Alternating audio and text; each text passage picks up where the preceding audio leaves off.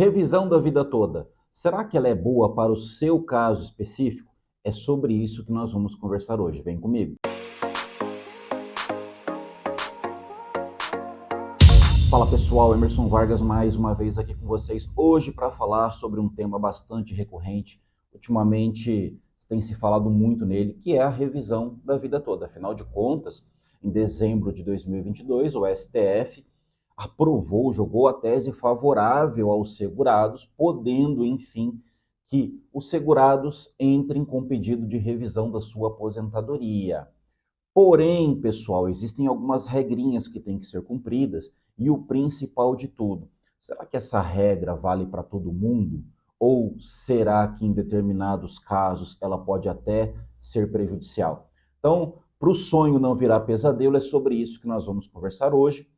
Antes de mais nada, vou pedir para você se inscrever aqui no canal, deixe o seu like, curte, compartilha, comenta, vou gostar muito de ver o seu comentário aqui embaixo, vou ter um enorme prazer em responder, tá? Aguardo a sua inscrição, todas as semanas nós temos vídeos novos aqui no canal, por isso eu peço para você também assinalar lá o sininho das notificações, para você sempre receber a informação de quando tiver um novo vídeo. Sempre com temas relativos ao direito previdenciário, para você que é advogado, advogada, ou para você que é segurado, mas quer ficar por dentro das coisas do direito previdenciário, se inscreva no canal e vem comigo. Pessoal, a revisão da vida toda hoje, sem dúvida nenhuma, é a revisão que mais é falada, né, no âmbito do direito previdenciário. Ela realmente é uma grande conquista para os segurados, mas tem alguns detalhes que é muito importante você saber antes de ir lá e peticionar, protocolar ou ajuizar o pedido da revisão, tá? Eu não gosto muito de ficar falando sobre leis aqui, porque, enfim, né? Prefiro conversar sobre a prática do processo, mas é fundamental a gente citar hoje a Lei 9876 de 1999, porque, afinal de contas, existe uma confusão sobre essa lei que sempre foi feita pelo INSS e que, graças a Deus, o STF teve o bom senso de corrigir esse equívoco em dezembro de 2022, quando ele validou a proposição da revisão da vida toda. Essa lei, lá no seu artigo 3º, ela cria uma regra de transição, dizendo que o cálculo do benefício ele será computado os 80% maiores salários de contribuição de julho de 94 para frente. Porém, a regra permanente é de que é todo o período contributivo.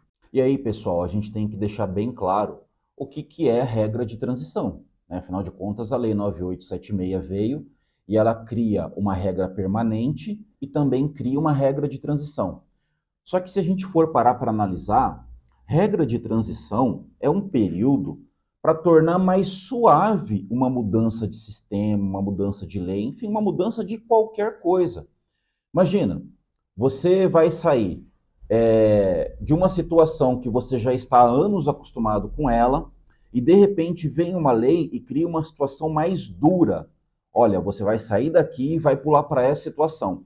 Só que, para não ficar muito brusco, você está acostumado com essa situação já há alguns anos, e para você não ir para aquela que é bem mais dura, bem mais complicada de se cumprir, eu vou criar uma regra de transição. Nessa regra de transição, a mudança vai ocorrendo aos pouquinhos até chegar à regra permanente. Então, o segurado, de forma geral, ele não sentia muita diferença, porque afinal de contas a regra ia modificando aos poucos. Um exemplo muito claro disso é a reforma da Previdência de 2019, que criou a regra de transição para as mulheres, que iam aumentando ali de 60 até 62 anos a cada 6 meses. Então, cada ano aumentava em 6 meses até chegar a 62. Por que isso, pessoal? Porque se você muda de 60 para 62, muitas pessoas que estavam ali prestes a completar 60 anos iam sentir um baque muito grande, porque afinal de contas é uma mudança brusca, você tem que aguardar mais 2 anos do que aquele período que você já estava esperando, já fazendo planos com aquilo. Então, regra de transição, ela sempre vem para ajudar, nunca para atrapalhar. Mas o que aconteceu nesse caso? o INSS começou a aplicar a regra de transição para todo mundo.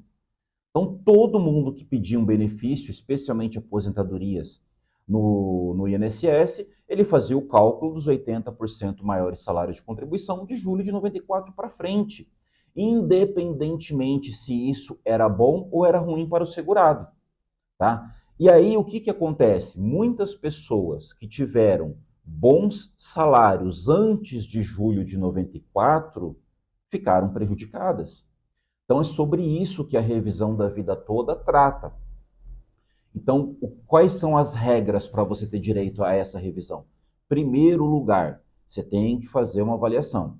Como que foi o seu histórico laborativo antes de julho de 94?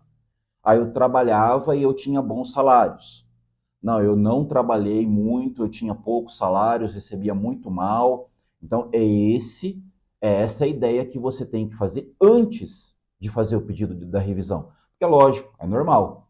Todo mundo que começa a trabalhar, todo mundo não, vai, a maioria das pessoas começam trabalhando, recebendo menos e conforme vão evoluindo na vida, passam a receber mais.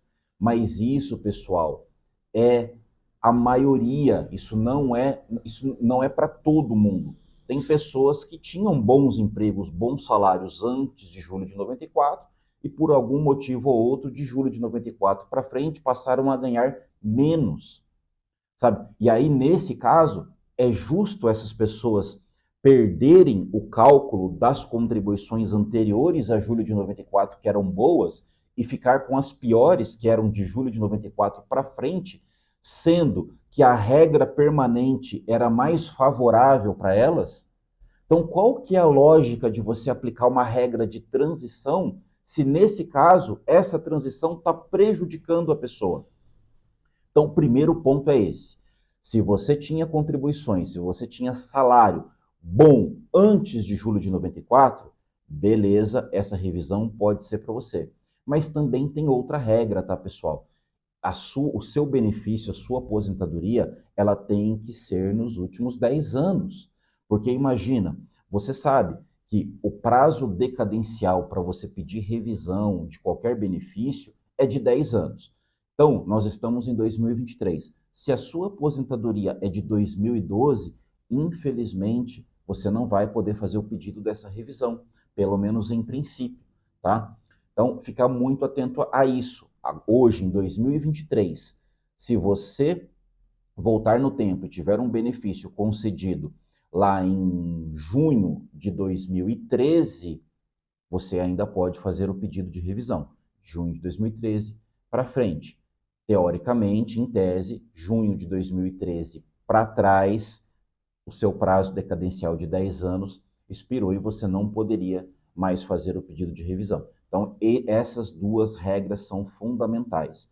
Outra coisa que você tem que ficar muito atento, e agora conversar especialmente com você que é segurado. Não entre com esse pedido antes de fazer o cálculo, tá? Procure um advogado aí da sua região, algum advogado da sua confiança, faça o cálculo.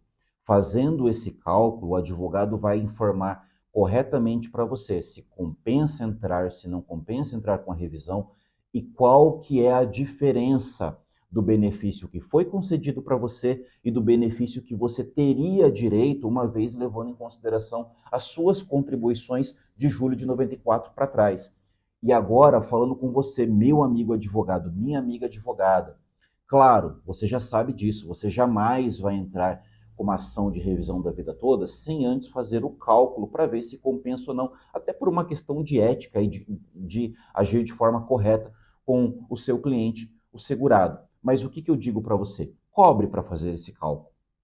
Independentemente se ele vai entrar com ação ou não, se compensa ou não, cobre, porque é o seu trabalho que está em jogo. E para você, segurado, pague o advogado pelo cálculo, porque afinal de contas, é esse cálculo que vai dizer para você, de repente, se você tem direito a dobrar o valor do benefício que você recebe hoje, ou então, mesmo que você não tenha direito, mesmo que a revisão da vida toda não seja para você, mas pelo menos você tirou isso, sabe? Aquela coisa, será que compensa, será que não compensa, será que eu faço, será que eu não faço? Faça o cálculo, Faça o cálculo.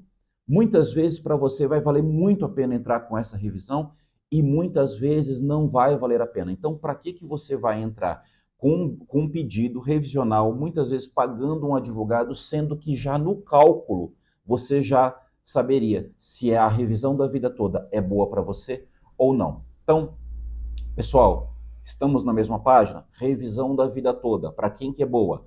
Quem trabalhou antes de julho de 94 e tinha bons salários. E para quem está aposentado ou recebendo benefício da Previdência Social há menos de 10 anos. E outro detalhe importante, tá? Quando você entra fazendo o pedido da revisão da vida toda, logrando êxito nessa demanda, você pode receber os atrasados dos últimos 5 anos. Tá? Então, além de corrigir o valor do seu benefício, você passar a receber mais todos os meses no seu benefício, você ainda pode receber 5 anos de atrasados da diferença que você teria direito a receber. Tá? Então, fazendo o cálculo e sendo favorável, revisão da vida toda é só vantagem para o segurado. Pessoal, espero ter podido ajudar vocês nessas questões. Qualquer dúvida, deixa aqui embaixo. Tenho um enorme prazer em responder vocês, tá bom? Todas as semanas nós temos novos assuntos aqui tratando com você sobre o nosso direito previdenciário. Se inscreva no canal, te espero no nosso próximo vídeo. Grande abraço!